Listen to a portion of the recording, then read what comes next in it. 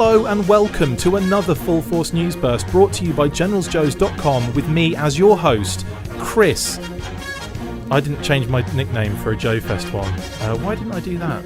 Okay, well, I'll just say Chris, for f***'s sake, McLeod, and aka Diagnostic 80.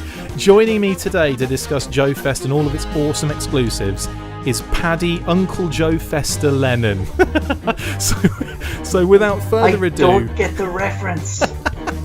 Let's get stuck into this news burst.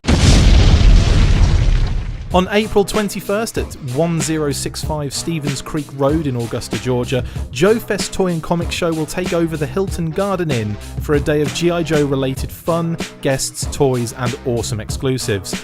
Let's go through these exclusives one by one, starting with those amazing Billies. So, Paddy, what do you think of these awesome... I think this was the first reveal, wasn't it, from the guys? I'm feeling so, yeah. This is a vintage style... There's two vintage style Billy figures being released. One, a kind of standard costume, and then the other is like post-brainwave scanner costume. So white and kind of a brownish, tannish colour. It's a great figure, actually. The head sculpt on it looks amazing. Very cool. I presume that's a new head, right? I think so. I don't know who's involved in... I know who's involved in the Zartan one, obviously, because that's been well documented. I don't know if there's any links to, say, Red Laser or any of those kind of companies. Either way, yeah, they've done a massively good job on those. I'm unfortunately not going to be able to make it to JoeFest, and I'm a bit down about that, but it is a little bit too far for us, and all with the other things we're doing this year. It's one of those things we just can't really squeeze it in.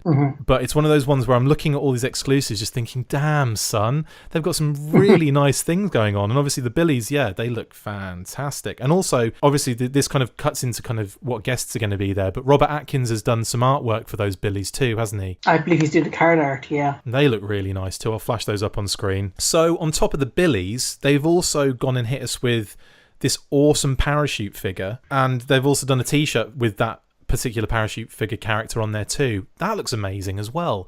And again, that's got that kind of Red Laser vibe, hasn't it? Yeah, and this is a Red Shadows paratrooper as well. Yeah, which is noteworthy considering the show we're on. There's a lot of Action Force stuff on this one, isn't there? There really is, yeah. So I think this is being done by Brian's Customs, is the company that's doing it. Right. He's also doing the SAS Panther, which we'll get to in a second. So it's a Red Shadows version of the Claw, and you're also going to be able to get a Red Shadows paratrooper. Amazing. With a working parachute, apparently. I'm to coin a term we always use, I'm rather about some of these figures. They look insane, and again, like a nice compliment for any of you, especially if you've got that Red Shadows box set from the club, the O-ring box set from Flint's Vacation in the Shadows. I mean, that, it's going to be a nice compliment to a lot of those figures, a nice compliment to a lot of those recent Red Laser releases, with the kind of Steel Brigade and the Z Force and all those kind of things. So yeah, there's a kind of big swell of Action Force love going on at the moment in the convention scene in the US, which is very, very surprising. And as you mentioned, the SAS Panther, and they've given him with driver, they say, but that's Hunter, isn't it? Yes, it is. It's repainted Cobra Trooper as Hunter. Yeah. Now, apparently that Panther is extremely limited in that there's only 3 sets available. Wow. Neat. Yeah. So you'd want to be there early. Wow, I might have to just turn up at 3 a.m. there on my own. 13-hour drive, just get there. That's impressive. And you're probably swimming. You're probably swimming in SAS Panthers, though, Chris, right? I've got about 4 SS Panthers, but they're all later. They're all later purchases. I didn't get them back in the day. Not that makes any difference. But the SAS Panther. But it's just really nice to keep building on these gorgeous vehicles. And obviously that Hunter driver is really cute as well. I love the fact they've done Hunter with that. It always kind of like probably a better fit. They look more like they go together than say Hunter and the Wolverine and so on and so forth. But so we've also talked about the Claw, which looks brilliant as well. The t-shirt they brought out is really sexy too. I love that, and that I think you can actually get online. I think you can actually buy that from it's like a TeePublic thing on a TeePublic store, so you can order it anywhere. So it's the one exclusive everyone will be able to get. It's the one exclusive everyone will be able to get hold of.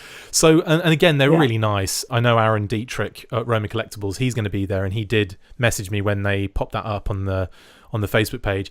All of the details will be on the Facebook page. We're just kind of throwing out images right now as we're talking about them. On top of that, and probably the piece de resistance of the exclusives, is one that you have a hand in, as well as Robert Atkins, Totally Rad Creations, Dacre Bush, Low Light 27's Customs. I mean, there's a lot going on in this one figure. And Raging Spoon. Sorry, Raging Spoon. Sorry, Tim, Paul, Eric, Steve, cast parts Nicole as well. So there's a lot going on in this particular exclusive, and it shows, doesn't it? Mm-hmm. Yeah, just for my background to this, Dacre sent me a message on Facebook a few weeks ago, which is how you get me, and basically said, I'm doing a figure. Can you do a file card for it? So he sent me over a couple of the kind of early designs of it, sample backing card, and basically said, can you write something? Here's the number of words I need, and I want you to mention this, and this in the card back. So I worked on that and sent it over to him, and he quite nicely signed off on it. So I might. Do you want me to read it out on air for you? Yeah, let's have a reading, and you can do it in your Antonio Banderas. You can do it in whatever voice you want, Paddy. Bien. So it's the figure is obviously Cold Slither Zartan. Just for kind of a little bit of insight into the process. Yes. Essentially, sat down and read all of Zartan's past file cards. Blimey. On Joe. So it was kind of to make sure that, I got picked stuff from previous file cards that, kind of call back to the character and so on. So hopefully people like it, and hopefully people like the fact that it's a little bit tongue-in-cheek? Homages previous file cards. Yeah. Really. So I'm going to put on my Antonio Banderas voice, because that's the only way I know how to say these things. Zartan. File name unknown. Primary military specialty, Master of Disguise. Secondary military specialty, Ninja on the sixth string. Zartan is a master of makeup and disguise, as well as an acrobatic contortionist. Couple these attributes with his ability to mimic anyone's voice, and you have a recipe for a perfect spy, or the greatest lead singer of all time. He glides across the stage, mesmerizing the audience with dazzling light shows and red-hot, hypnotic lyrics. In reality, every aspect of his performances are calculated to bend the crowd to his whim. Once you've seen a Cold Slither show, your life will never be the same. You too will join the ranks of thousands he has enraptured. Your mind is to command. Zartan has the style of Bowie, the stage presence of Jagger, the boundless energy of Lee Roth, and the bombast of Mercury all in one package. With his chameleon-like ability to change his persona to fit the music and the roars of the crowd, Zartan is the world's finest showman. His upcoming performance at JoeFest this April is not to be missed. Spitting rhythms to soothe the soul, this will be an event that will live on in the memory long after it has ended. There you go. Amazing. Yes. Yeah. Absolutely superb. Yeah, that's next level. I really enjoyed that.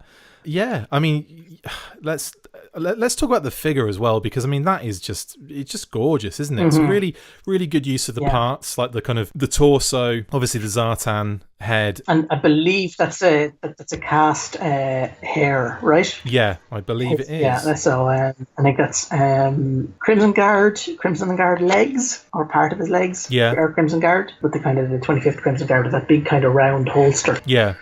That character had, and then of course you have that gorgeous Robert Atkins file cardback art. Oof. So I think it's a really nice. I believe this is going to be on the expensive side. I think I heard $60. Okay, that's still not too bad. I mean, a lot's gone into it, hasn't it? Blimey. Yeah, I mean, Robert Atkins isn't cheap. That's true. Paddy Lennon isn't cheap. No, I was unbelievably cheap. Since I charge. Since I charge by the hour and can knock something like that out in not very much time. The guitar's really cute as well, isn't it? I love that. I take it that's a Raging Spoon, is it? I would say that's a Raging Spoon as well. Yeah, I'm just I like the fact that they've gone a little bit outside the box when thinking about the exclusives. I mean, a Cold Slitter or Zartan is something that the club would never have done, I don't think. Yeah, and the same with all the Action Force stuff. Where they've gone kind of and said, well, this is stuff that nobody's done or nobody's probably even thought of doing.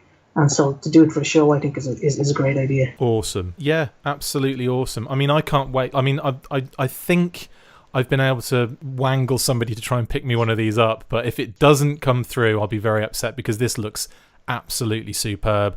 For those that are attending, I mean, go grab these, get as many as you can. Get as many of the exclusives as you can, not as many of the one exclusive as you can. But a lot of amazing work has gone into this show already, and I'm just really upset I won't be able to kind of go there. But then again, it is, there's still time to maybe change minds.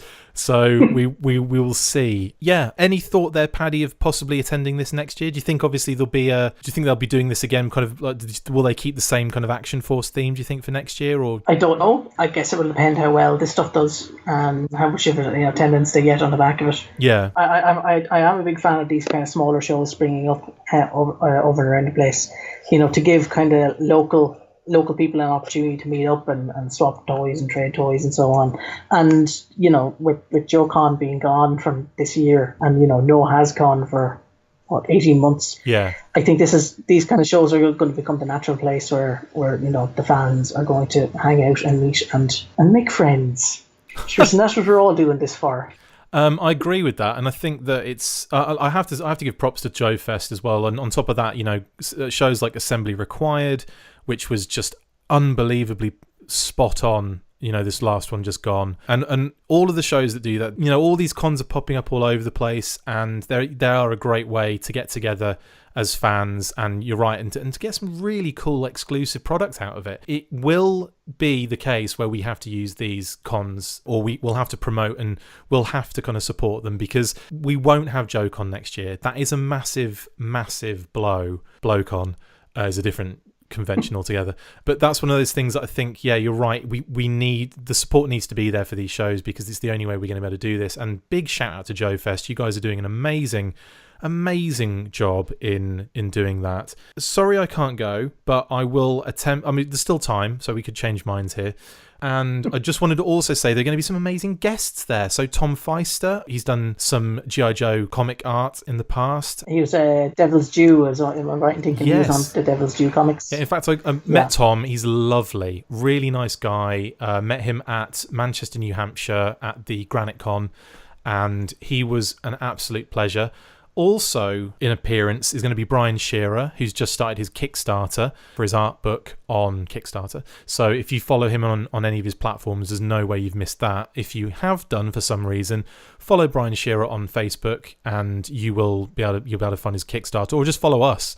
And we've been posting stuff about that as well on our Facebook page. So, Brian Shearer, an amazing artist, inker and colorist, and a writer for his own web comics and stuff like that as well. But he's done stuff for G.I. Joe, for Transformers. He's kind of in there. He's doing the current Real American Hero versus $6 Million Man. So he's on that at the moment. So really amazing guest to have. And his Duke cover is also, I'll be throwing that up there to show you the kind of stuff that he's doing as well. And on top of that, obviously we've mentioned Robert Atkins. He's going to be there too. Do you know of any other guests at this time? Obviously Roma Collectibles are going to be there as a dealer, so check those guys out, amongst many others, I imagine.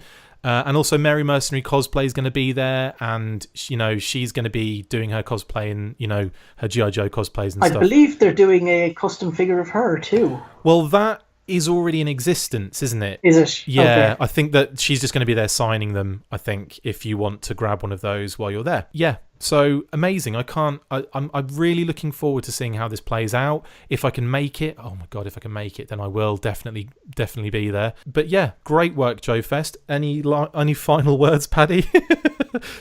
No, I think we've covered it. We've covered pretty much everything, I think. Awesome. Great work on the bio card, mate. Really, really cool. Can't wait to see that Zartan figure in hand. Thanks for joining me, Paddy, on this one and taking us through JoeFest.